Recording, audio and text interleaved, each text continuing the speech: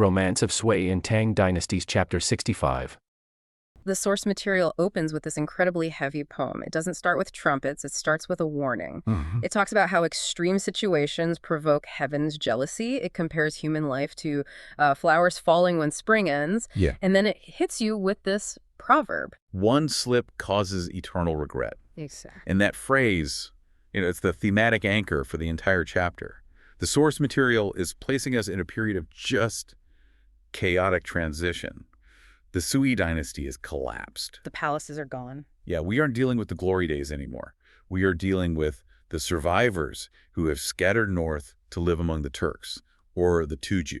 So let's unpack that situation. We're in the frozen north. You have these former elites of the Sui dynasty, princesses, generals, officials, and they're living in tents. And the romance in the title makes it sound nice, but the reality described here is just brutal. It's a grim study in survival and loss. It is. The text is very specific about the toll this exile takes. It actually lists the casualties just to show you how fragile their existence is. We see characters like Han Juni and Yan Yang passing away. And the cause given isn't war. It's simply that water and soil do not agree. Which is such a poetic way of saying the climate shock killed them. They just couldn't handle the environment. Exactly. It's a climatization shock. Yeah. And it's not just physical. The text highlights the emotional toll. Take Princess Yicheng. Her husband, the Turk leader, dies, and she falls into such a deep depression that she passes away shortly after. It's like a domino effect of tragedy. It is. And we can't forget Jiang Tingting, Wang Yi's wife. The text mentions she dies in childbirth. It really feels like the universe, or heaven, as the poem said, is trying to erase the last remnants of the old dynasty. It's just one hit after another. But this is where the resilience of the survivors kicks in. Amidst all these funerals, you have a character named Shafuren, or Lady Xia. Right. She steps up. She steps up as the matriarch. She isn't just mourning. She's actively restructuring the social order to make sure the group survives. She's playing matchmaker, but for survival. She sees Wang Yi, who's grieving his wife, and she essentially gives him Xue Yi to be his new wife. And then she takes a girl named Luo, who is described as educated and polite, maybe a bit older, and marries her to her own son, Zhao Wang. She's knitting the community back together. It's a strategic consolidation. If you don't form these bonds, the community just fractures. And speaking of her son, Zhao Wang, there's a massive power shift here. Because the old Turk leader died without an heir. Exactly. So Zhao Wangshao, Furen's son, steps right into that vacuum. He takes the title Zhengtong Khan, which translates to the Orthodox Khan, right? Yes, and that name is a political statement. Zhengpong implies legitimacy. He's a figure with deep ties to the fallen Sui dynasty, now leading the Turks at Longhu Pass.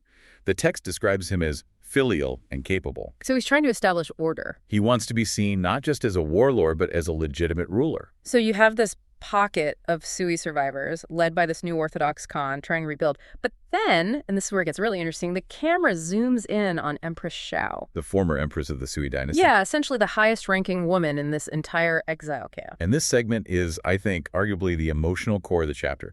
It highlights the profound loneliness of a fallen royal. The scene is set so vividly. She's standing under a green willow tree. It sounds peaceful, but you can feel the isolation. She's just watching the camp life, and she spots a stable boy. His name is Yu Young, and she notices something specific. He looks Chinese. He looks like home. It's that moment of recognition in a foreign land. She calls him over, probably just wanting to hear a familiar accent. But what follows is this incredible 6 degrees of separation backstory. Oh, it's amazing. It turns out Yu Young isn't just some random stable boy. This guy has the gossip of the century. He tells her he was a soldier for the warlord Wang Shichong, got stranded, and ended up living with a man named Zhao Fengchun. And then he starts dropping names of people Empress Xiao used to know from the palace. Specifically, he brings up the concubines of Yuan Huaji. And for context, Yuan Huaji was the man who led the coup against the Sui. These were women from the inner circles of the court. So Yu Young reveals what happened to them after the fall. It's like a where are they now special for the Sui court. He says Lady Zhao married him, Yu Young, the stable boy, but died in childbirth.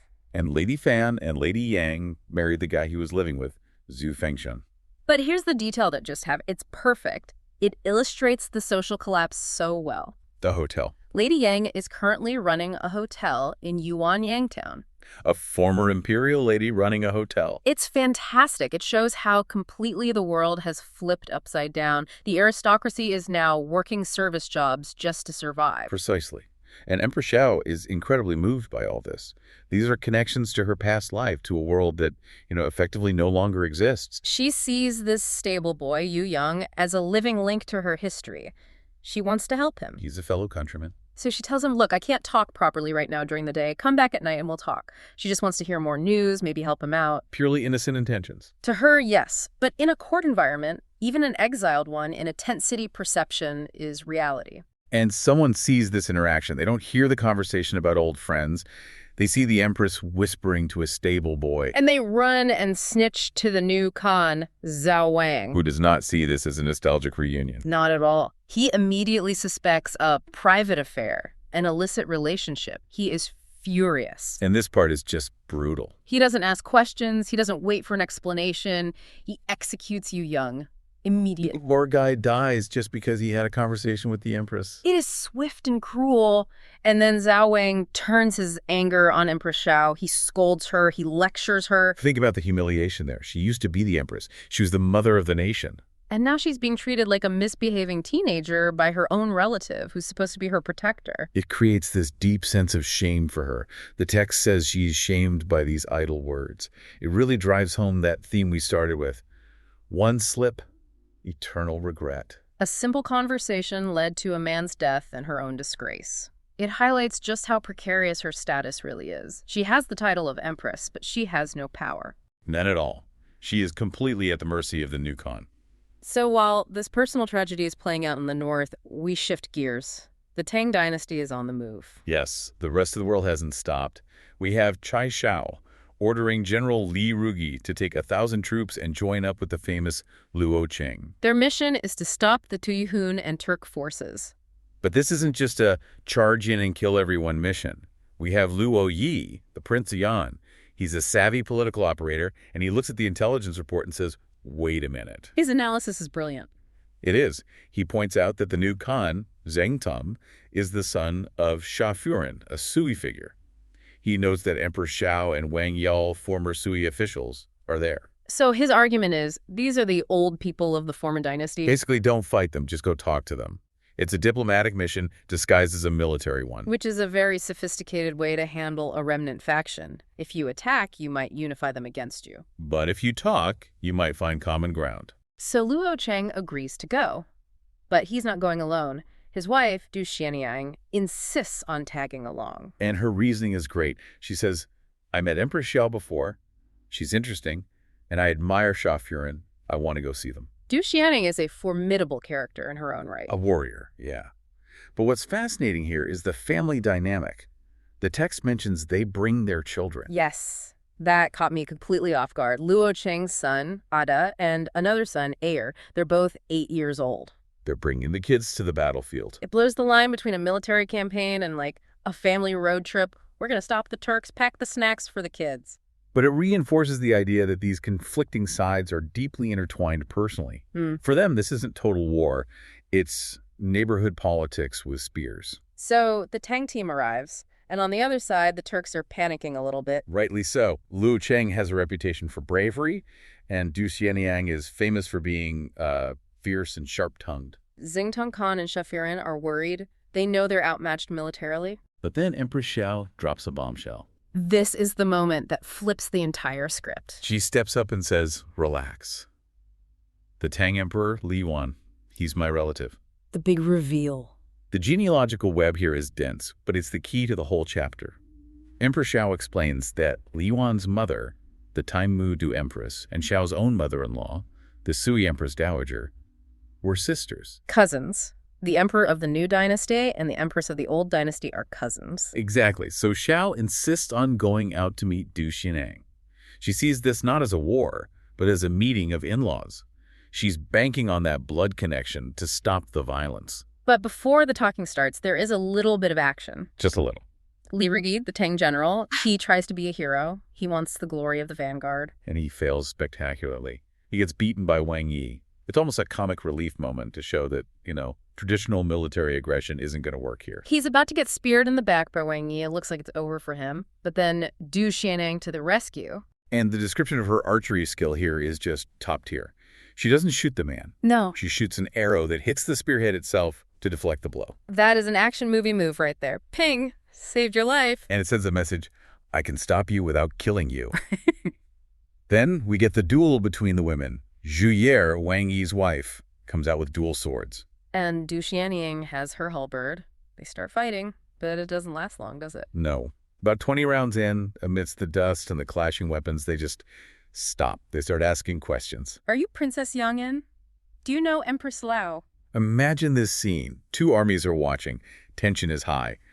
And in the middle, the two commanders are basically playing the do you know so-and-so game. It completely de-escalates the violence. Once they confirm their identities, Du Xianyang confirms who she is, and Zhu Ye mentions the Sui Empress, the fighting spirit just evaporates. Zhu Ye literally says, okay, I won't kill you then. My Khan is here. And Du Xianyang laughs and says, I won't capture you either. My husband is here. And they both just turn around and go back to their lines. It's incredible. The battle ends not with a surrender, but with a mutual realization that they were all part of the same extended social circle. It really emphasizes the humanity beneath the history. Okay, let's shift scenes. Our protagonist on the Tang side is Luo Cheng. In the lore, he's the guy. Young, handsome, incredibly deadly with a spear. And he's not alone. He's got his warrior wife, Du Xianyang, riding right beside him. A power couple. An absolute power couple. And they are staring down a fortress held by Zhao Wang. Now, catch us up. Who is Zhao Wang in this context? So Zhao Wang is a young prince of the Sui dynasty. And the context is crucial here. The Sui dynasty it's effectively dead. The emperor has been assassinated. Zhao Wang is holding this mountain pass. And the intelligence reports say he's helping the foreign Tuyuhun tribes invade Tang territory. And that's the spark. Luo Cheng rides out, and the text makes it clear he is ready to throw down.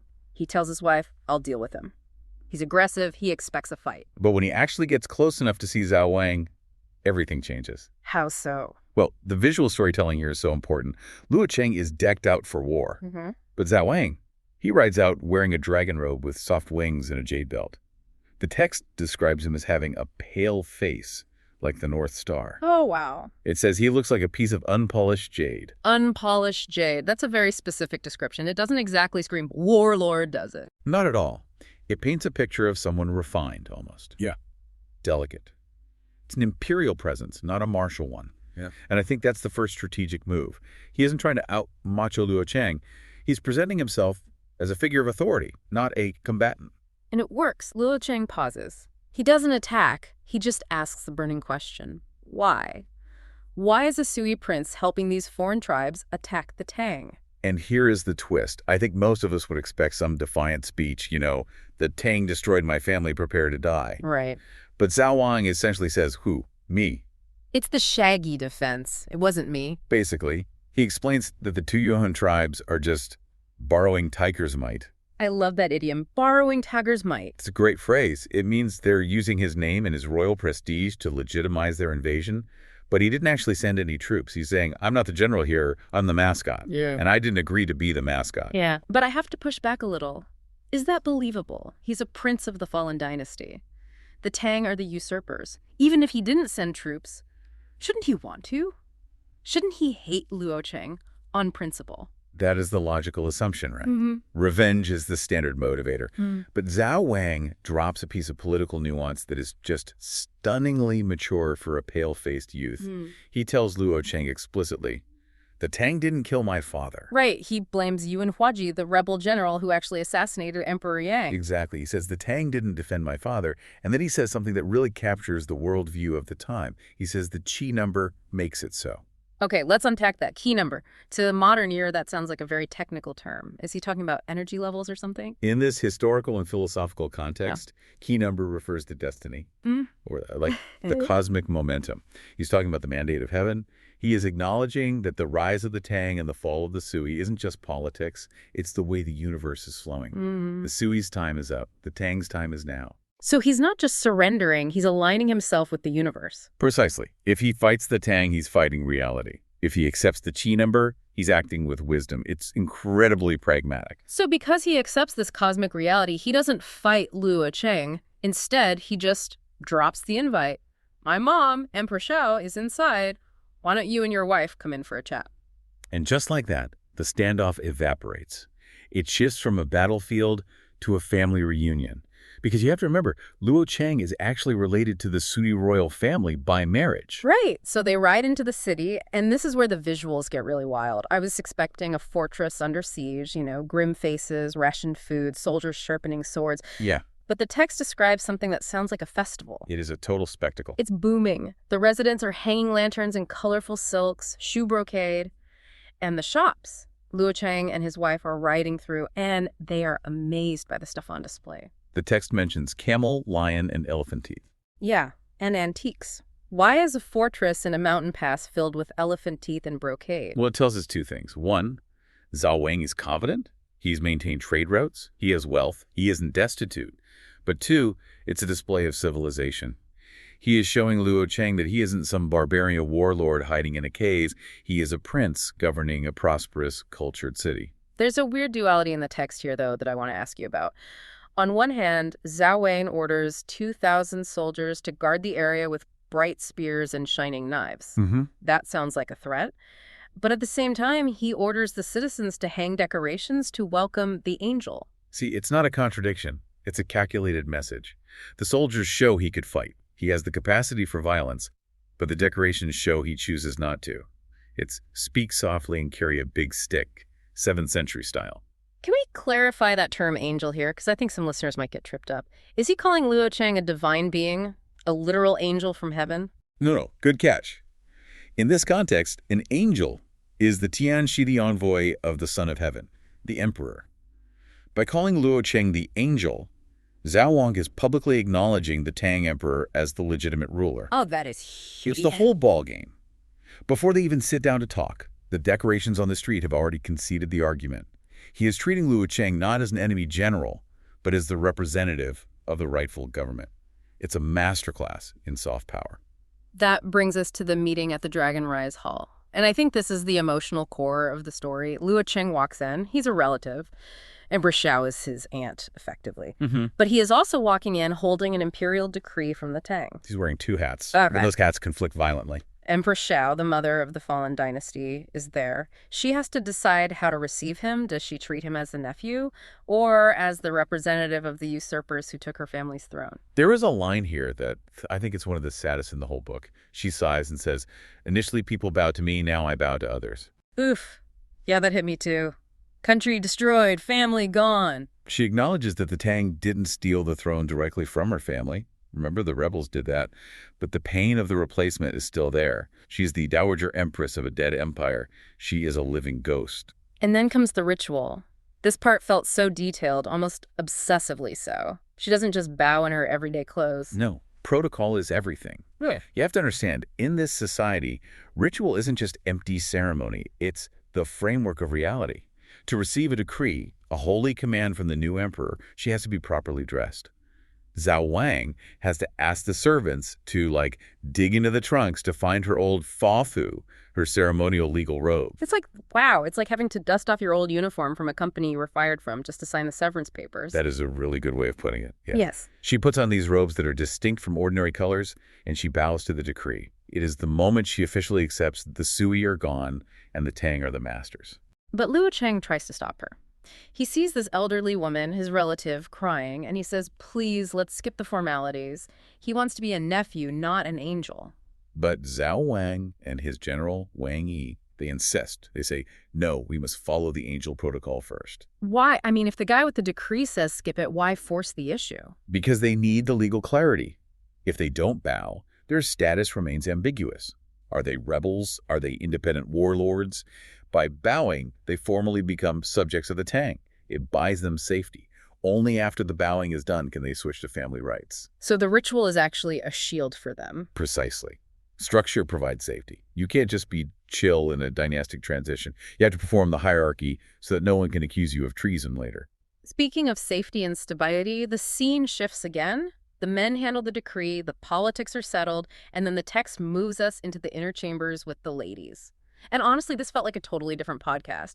We go from imperial decree to, gossip. It feels like gossip, But I would argue this is high-stakes intelligence sharing. This is where the real work of unification happens. So we have Empress Xiao, Madame Xia, and Luo Cheng's wife, Du Xianyang. And Du Xianyang drops some serious personal stats. She reveals she is exactly 31 years old. Very precise. And she has 2 sons, both 8 years old. But wait, how do you have 2 8-year-old sons? That math doesn't work unless they're twins. She explains it, and this is a massive Easter egg for folklore fans. She says one son was born to her, the other was born to Huang Yulan. They're sworn sisters. I love that the ladies immediately say, well, where are they? Send a carriage. Really grounds these legendary figures. They aren't just fighting wars, they're managing families. It creates this circle of women who've all survived the chaos. But the most important part of this conversation, and this gets at the real mechanism of peace, is when they ask about the New Zhen nunnery ladies. Right. There were 4 noble ladies from the Sui court Jiang, Jia, Luo, and Yuan. Empress Xiao asks if they're okay. I was kind of expecting a tragic answer, oh, they perished in the war, or they're begging on the streets. Or that they were executed. That would be standard practice in many regime changes. But Du Xianyang gives a surprisingly positive update. She says they are enjoying thick blessings. Thick blessings. I need to start using that phrase. It means they're living the good life. But the why is fascinating, and it might sound a little jarring to modern ears. These women were given by the Tang emperor to his top generals. Yeah, let's be real. That sounds barbaric. Gifting women like trophies, it feels like they're being treated as property. To us, absolutely. It removes their agency completely. And we shouldn't shy away from that.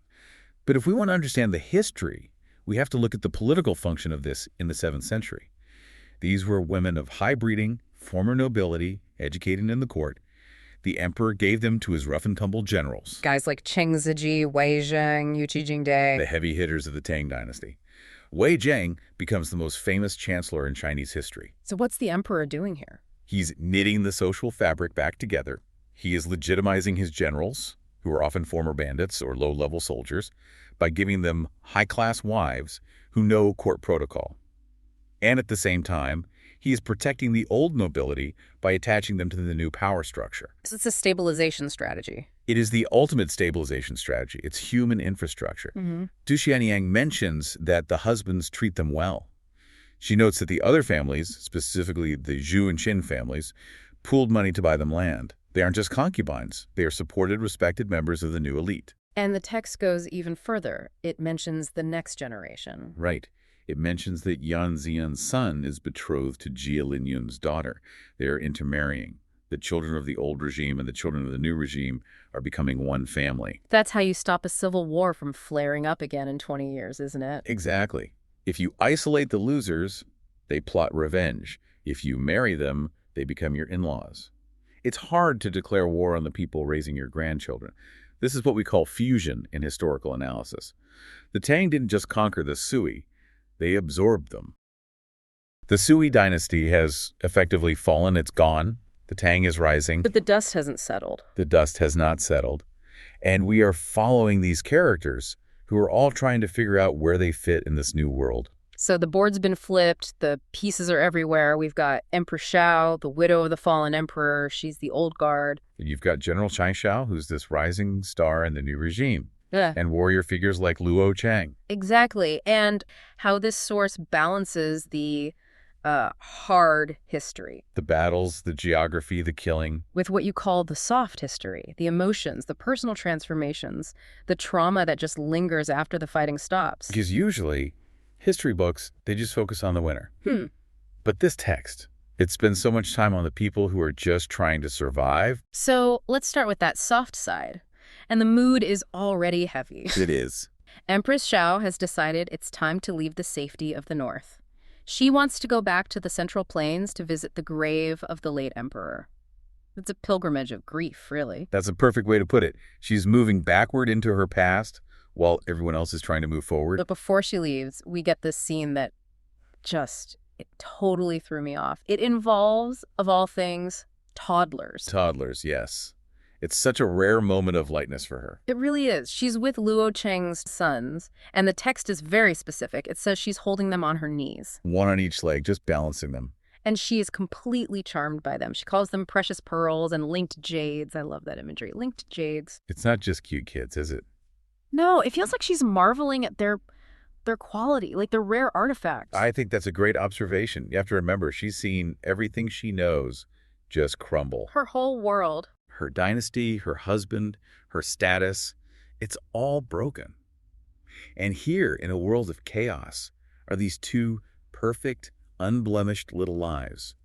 Linked jades implies they're precious, pure, and connected. They're a symbol of a future that she's not really a part of. She even jokingly asks to release the little dogs into the hall. So playful. Release the little dogs for a grieving empress. That's really something. Well, it serves a narrative purpose. It creates a really sharp contrast between her own sense of loss and this new life springing up around the heroes of the new era. And that contrast gets even sharper when she talks to the children's mother, Du Shenyang. Oh, this conversation is fantastic. So Du Shenyang is this famous warrior princess, right? In earlier parts of the story, she's terrifying. She's leading armies. A total force of nature. But Empress Xiao looks at her here and is just confused. She basically says, wait a minute, you used to be scary. Pretty much, yeah. Xiao remarks on this huge transformation. She recalls that Shenyang used to be defined by strict military discipline. The text says her presence was inviolable. Inviolable, meaning you couldn't even approach her without being afraid. She was a weapon. But now she's described as gentle, soft, and lovable. It's a complete 180. And Xianyang's explanation is fascinating. She doesn't say, oh, I got tired of war. No. She credits her husband, Luo Cheng. She says that while she followed her mother's strictness before, Luo Cheng reminded her of a few things. It's such a human moment. It shows that even these larger-than-life figures are shaped by their relationships. Xianyang is basically admitting she learned how to embrace warmth and respect, alongside her strength. She found a balance. But here's the kicker, and this is where that soft history just hits so hard. For Empress Xiao, watching this happy transformation, it's not just heartwarming, it's painful. Because it highlights everything she doesn't have anymore. Right. She starts crying. She compares their affection, this new little family, to what she had with the late emperor. And she calls herself withered wood and cold ash. That is such a devastating phrase. Withered wood. It sounds so final, like you can't unwither wood. Exactly. It implies that her life force is just gone. While Xianyang is blooming, Xiao feels like she's already burned out. Right. She's just debris from a fire that's already gone out. And that emotional weight hangs over the whole departure. We aren't just moving an army. We are moving a tragedy on wheels. A very apt description. And speaking of moving the army, the story switches gears from emotions to tactics almost instantly. Luo Cheng leads the vanguard to escort her, but he's not flying his own flags. No, it's a ruse. He uses Prince Zhao's flags. So why do that? Why switch the flags? It's all about information warfare. By using different banners, they disguise their movement. It looks like a reinforcement for the Tuyuhun, the enemy they're about to fight. So it confuses any onlookers. It confuses anyone. If you see Prince Zhao's flags, you assume one thing. If you see Tang flags, you assume another. It's a classic bit of military deception to ensure safe passage while they move toward the conflict zone. Which brings us perfectly to the hard power section. Because while the Empress is having this emotional crisis and calling herself cold ash, General Chai Xiao is dealing with a very, very different problem at a place called Five Ants Mountain. or Mount Wugu. Yes.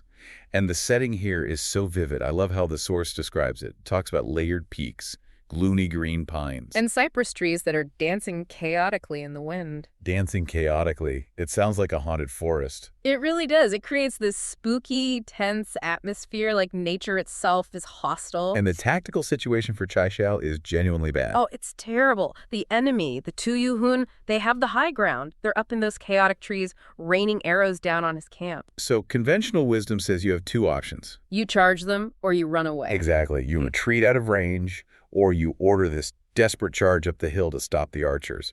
Chai Xiao does neither. This is where we get into the real strategic brilliance and weirdness of this whole chapter. This is my absolute favorite part. He pulls up a chair. The text calls it a hew bed. Right, a hew bed. It's basically a folding chair. It implies a certain informality. It's not a throne. It's camp furniture. He sits down right in the line of fire and just starts admiring the scenery. He's just chilling. Arrows are flying, and he's sightseeing. And his soldiers. The text says they don't move a step. They're catching the arrows with their hands and mouths. With their mouths. That detail is so crucial. It's meant to show the supreme discipline and skill of his troops. They're so unbothered that they can literally catch arrows in their teeth. It's a psychological flex. Hit tells the enemy, your weapons are toys to us. We aren't even scared enough to raise a shield. It's the ultimate cool guy move. But then it gets even weirder. He doesn't just sit there. He puts on a show. He signals for entertainment. He brings out 2 young women, about 17 or 18 years old, and they start playing the pipa, the lute, and singing. Can you imagine this visual? You're on this misty mountain, arrows are flying, soldiers are catching them in their teeth, and suddenly a concert starts. It's surreal. And it works. The 2 Yulin soldiers, they stop fighting. They stop shooting. The text says the performance was like overturning rivers and seas and butterflies fluttering. They are completely mesmerized. They've probably never seen anything like it, especially not in the middle of a war. No way. And then Xiao escalates. A second pair of girls comes out and does acrobatics, walking on ropes, spectacular stunts. So the enemy is literally watching the show instead of fighting the war. They just stand there for hours.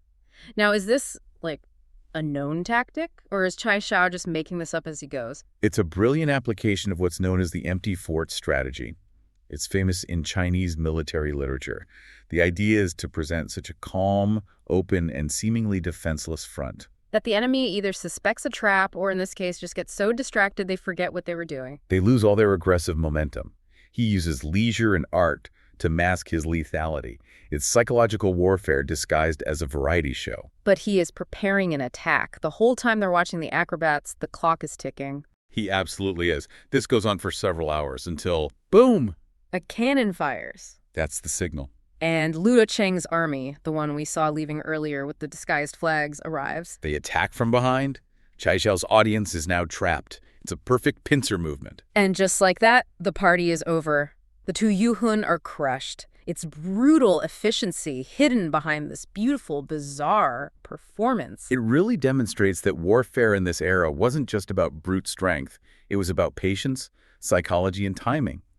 Xiao understood that a curious enemy is a distracted enemy. And a distracted enemy is a dead enemy. So the battle is won, high fives all around. Xiao and Luo Cheng meet up, and they continue escorting Empress Xiao south. But the story doesn't end with a victory parade. It takes a detour. To a place called Yuanyang Town, Mandarin Duck Town. And in Chinese culture, Mandarin ducks represent couples, fidelity. Which is deeply ironic given what happens next. Huge irony alert. They stop at an inn. The sign says Zhou Fengshun's Merchant's Inn. And this is where that soft history comes crashing back in. Empress Xiao is sitting in her sedan chair, and she sees the landlady. And she recognizes her. It's not just some random woman. It's Yang Piampian, formerly of the Mingxia court. Let's just pause on that. This is a woman who used to live in the palace with the Empress. They were basically roommates in the most exclusive building in the world. And now she's counting coins behind a counter in a dusty roadside inn. I can't even imagine that shock. You're a fallen empress traveling through a town you've never heard of, and there's someone you used to drink tea with in the royal gardens. And she's not alone. She's married now. Her husband is Zhou Fengchun, the owner. He's described as a big, burly, former military officer. And this is where Empress Xiao starts asking about the other ladies from the court. It turns into this tragic roll call. Who else made it out? Who's alive? That's such a grim accounting. Yang Piampian mentions Fan Furen, another court lady. Lived with her for a while, but died of illness. And then there was Zhou Furen. Right. She married a man named Yu Yang, but she also died within a year or two. This scene really struck me. We just watched Xiao win this glorious battle with acrobats and cannons. It was exciting. But here, in this inn, we see the reality for the women of the fallen regime. Survival is not a guarantee. Exactly. For you listening, this is such a stark look at social mobility and decline.